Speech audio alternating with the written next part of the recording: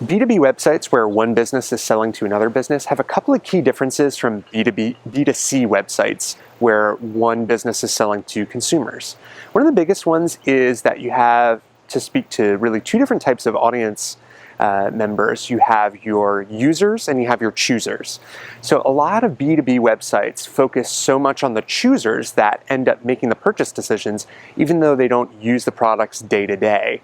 But it's a common misconception that those choosers don't consult with the employees that are going to be those day-to-day users.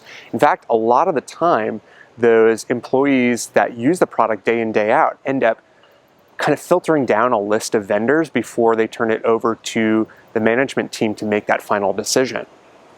So what you need to do is you need to speak to both of these audiences, and that means you need to get specific. You need to get specific about what it's actually like to use your product. So give specification lists that have meaningful details in them, right? Show numbers that are real world conditions, not something that was idealized in a lab. Show lots of pictures of what it's like to use your product. Show videos if you can. Include links to your manuals or training materials so those end users can really understand what it's like to use your product day in and day out. That being said, you don't want to neglect the choosers either. You need to make sure you have information about price and return on investment and reliability of your product.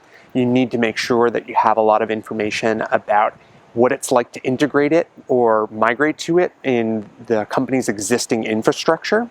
And then for service-based businesses, you also have to think about the fact that your end users are going to interact with your employees a lot. So make sure that your team bio pages don't just include the leadership, they actually include the people that those end users are going to be interacting with day after day.